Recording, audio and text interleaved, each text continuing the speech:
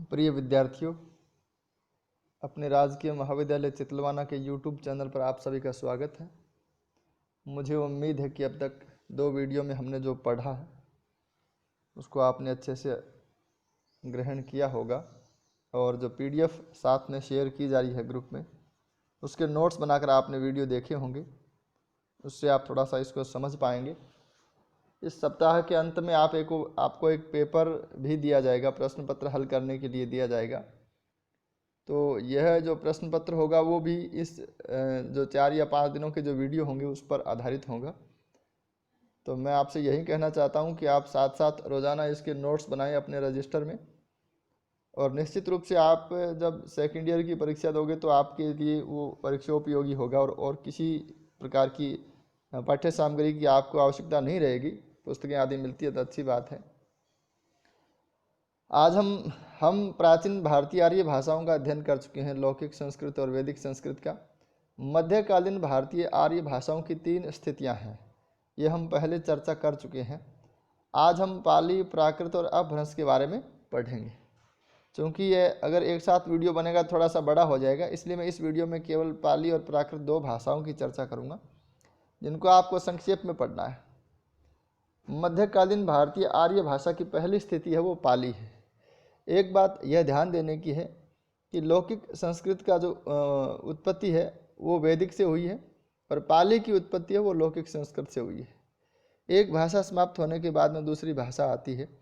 तो असल में ये भाषा का हम इसको प्रवाह के रूप में भी समझ सकते हैं कि वैदिक से लौकिक का जन्म, और लौकिक से पाली का जन्म, पाली से प्राकृत का जन्म। इस प्रकार से हम इसको एक प्रवाह, धारा का प्रवाह देख सकते हैं।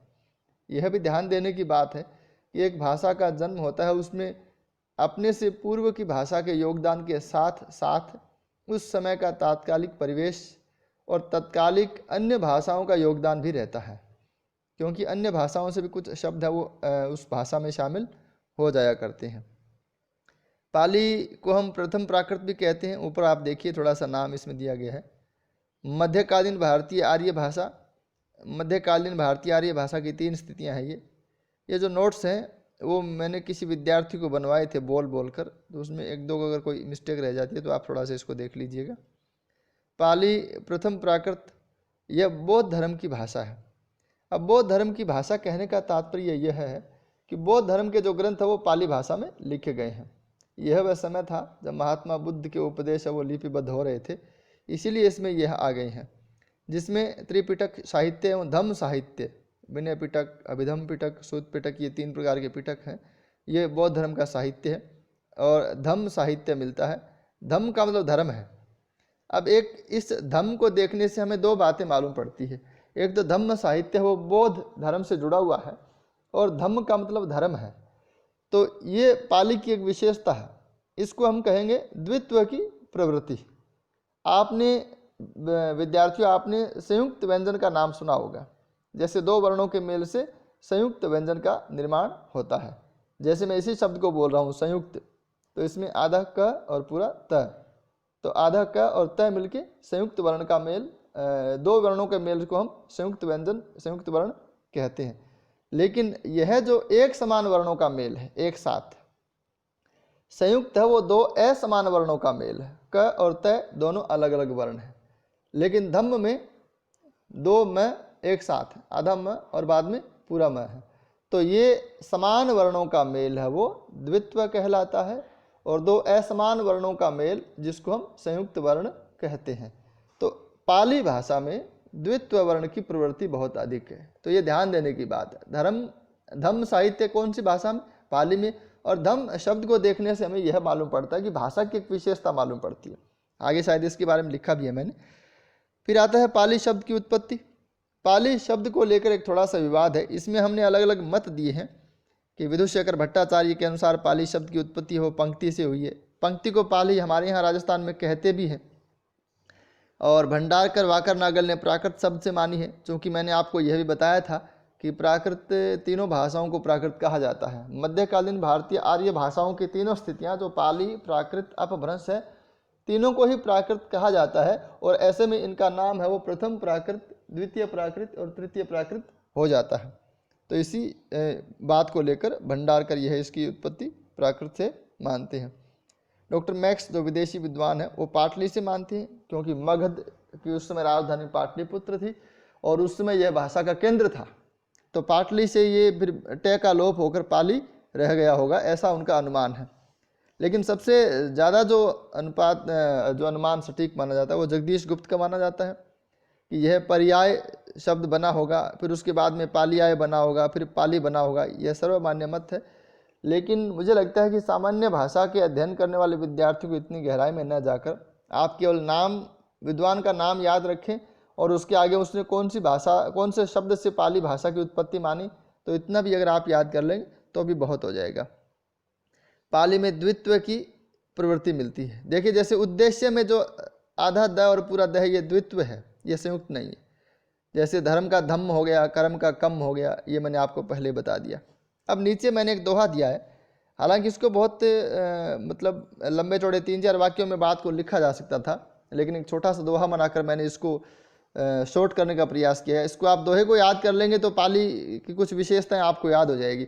और अगर 2-3-4 लाइन की टिप्पणी आती है तो अगर आप ये दोहा याद रखें तो भी आप उस प्रश्न को कर पाएंगे। इसलिए मैंने लिखा है ये, हलंत विसर्ग द्विवचन श श री दिए खोय और 6 विभक्ति 7 गण पाली रही है ढोय। इसमें अब पहली लाइन में खोने का मतलब क्या है कि ऐसी कौन सी विशेषताएं जो वैदिक संस्कृत और लौकिक संस्कृत में थी लेकिन अब पाली में नहीं है, उसमें ये चीज़ें शामिल है। हलंत जो संस्कृत में था पाली में नहीं है। विसर्ग आप समझते हैं, 2 जो बिंदी होती है उसको विसर्ग कहते हैं, प्रातः के जैसे आगे आता है। तो विसर्ग जो संस्कृत में था वो यहाँ नहीं है। द्विवचन नहीं है, एक वचन और बहुवचन 2 ही वचन रह गए हैं। और तालव्य श और मूर्धन्य श और री ये पाली में नहीं है। मैंने आपको बताया था कि प्रत्येक भाषा की कुछ विशेषताएं ऐसी होगी जो अपनी पूर्ववर्ती भाषा से भिन्न होगी। तो यह तुलना अपने को हमेशा करनी है। जैसे किसी भी भाषा के बारे में प्रश्न आता है कि आप उसकी विशेषताएं लिखिए, तो आपको ये विशेषता जरूर बतानी है कि वह भाषा अपनी पूर्ववर्ती भाषाओं से किस प्रकार से भिन्न है। तो ये 2 लाइन में बात सारी स्पष्ट हो जाती है कि हलंत विसर्ग द्विवचन तालव्य से मूर्धन्य से और री ये पाली में नहीं है। अब पाली में क्या है, विभक्ति 6 रह गई है। विभक्ति संस्कृत में संबोधन सहित 8 विभक्तियां मानी जाती है। संस्कृत आपने 10वीं क्लास तक पढ़ी है तो आपको ध्यान है। और गण 7 रह गए हैं, तो ये पाली रही है ढोय। अब इस दोहे को याद करने से आपको मुझे लगता है कि 3-4 लाइन का अगर कोई प्रश्न आता है तो इस एक दोहे से आप इसको कर सकते हैं। इसके अलावा पाली के कुछ व्याकरण ग्रंथ भी हैं। जैसे आपको मैंने बताया संस्कृत का तो पाणिनि का अष्टाध्यायी है। इसके अलावा बाद में और भी बहुत सारे लिखे गए, लेकिन वो महत्वपूर्ण एक ही है। कच्चान, मोगलान, सद्य नीति ये सब पाली के व्याकरण ग्रंथ हैं, तो इसको भी आप याद रखें। कुछ इसमें डेटा है वो असल में प्रतियोगी परीक्षाओं को लेकर काम आता है। असल में ये विद्यार्थी जो 2nd ग्रेड के विद्यार्थी तैयारी करते हैं उनके लिए मैंने ये नोट्स बनाए थे। तो 2nd ग्रेड में ये एक पोर्शन लगता है भाषा का, उसको लेकर मैंने यह नोट्स तैयार किए थे। क्योंकि अपनी पूरी की पूरी यूनिट है वो उसमें 2nd ग्रेड RPSC की जो परीक्षा उससे मिलती जुलती यूनिट है, तो हमारे लिए अच्छी बात है कि इसका हम अध्ययन कर रहे हैं। इसके बाद में प्राकृत भाषा आती है। प्राकृत भाषा मध्यकालीन भारतीय आर्य भाषा की दूसरी स्थिति है, और जिस प्रकार से पाली का संबंध बौद्ध धर्म से है उसी प्रकार प्राकृत का संबंध जैनों से है। और प्राकृत के असल में पाली से ज़्यादा विस्तार प्राकृत का रहा। पाली को प्रथम देश भाषा या प्रथम जन भाषा कहा जाता है, ये हमने पहले भी चर्चा की थी। लेकिन प्राकृत का बहुत अधिक विस्तार हुआ और प्राकृत के कई भेद भी माने गए, तो उसकी भी हम थोड़ी चर्चा करेंगे। क्योंकि अपभ्रंश के भेद तो हमने याद किए, पीछे देखे भी हैं।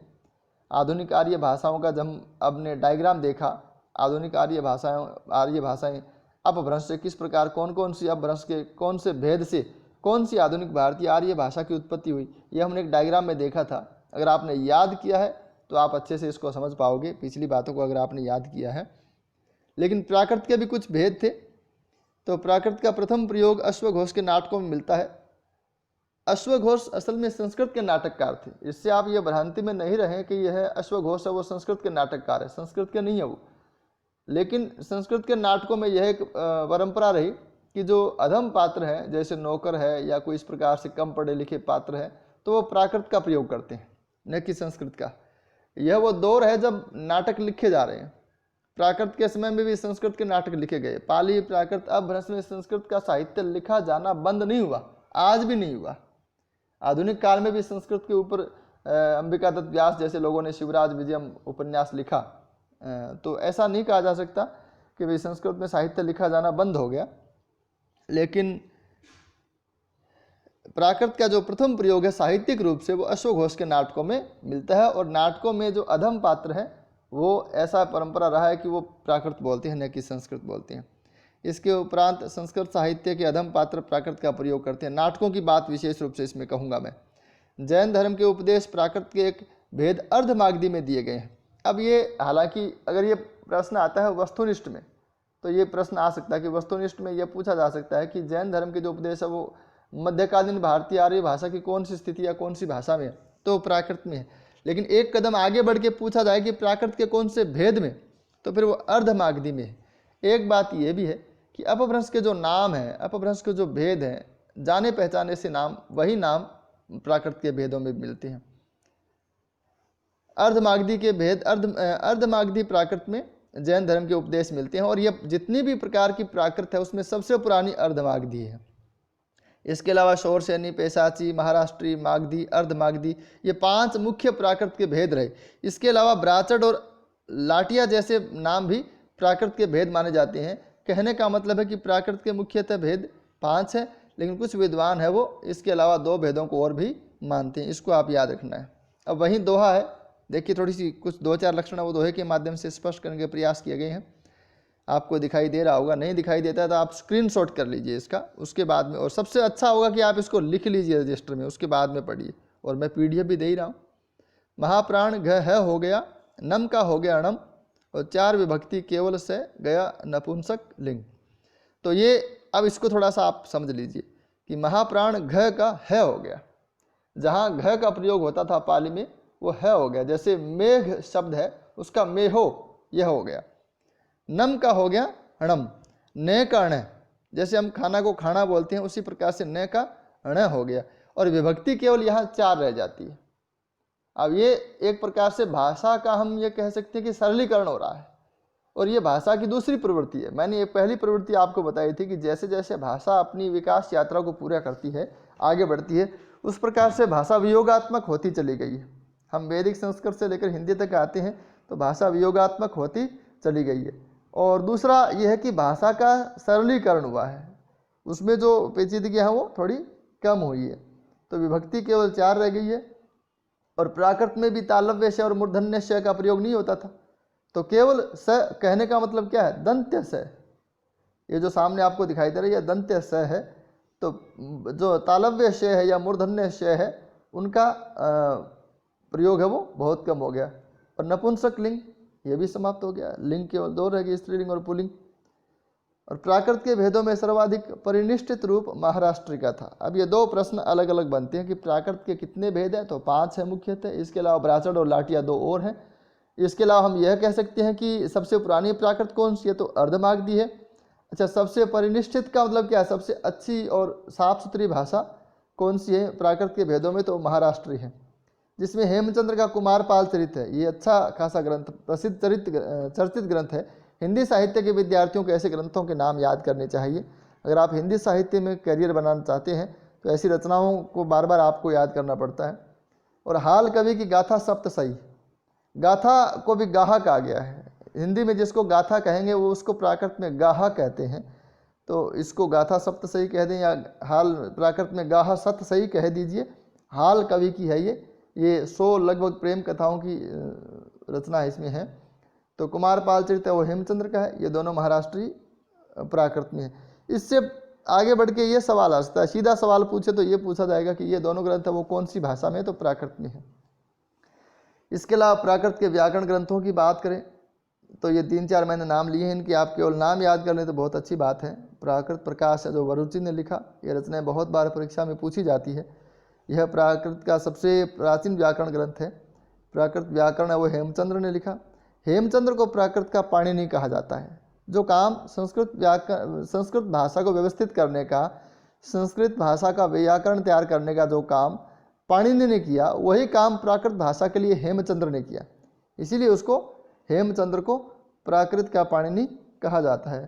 प्राकृत सर्वस्व मार्कंडेय ने लिखा और बृहत कथा गुणाढ़े ने पेशाची भाषा में लिखा। पेशाची प्राकृत का एक भेद है, ये हमने ऊपर लिखा है। बृहत कथा भी गुणाढ़े की है, वो भी लगभग प्रेम कथाओं का संकलन है, बहुत अच्छी और प्रसिद्ध रचना है। तो अपभ्रंश की चर्चा हम थोड़ा बाद में करेंगे, मुझे लगता है इसमें इतनी चर्चा काफ़ी है। मैं बार बार फिर से कहता हूँ कि आप PDF का प्रिंट लीजिए या PDF को अपने रजिस्टर में नोट कीजिए, उसके बाद में वीडियो देखिए, उसको कोशिश करिए कि याद करें, क्योंकि लगभग शुक्रवार या शनिवार को मैं आपको एक असाइनमेंट भी दूंगा। इस असाइनमेंट में जो प्रश्न होंगे वो आपको हल करने होंगे। तो इस वीडियो में इतना ही, धन्यवाद।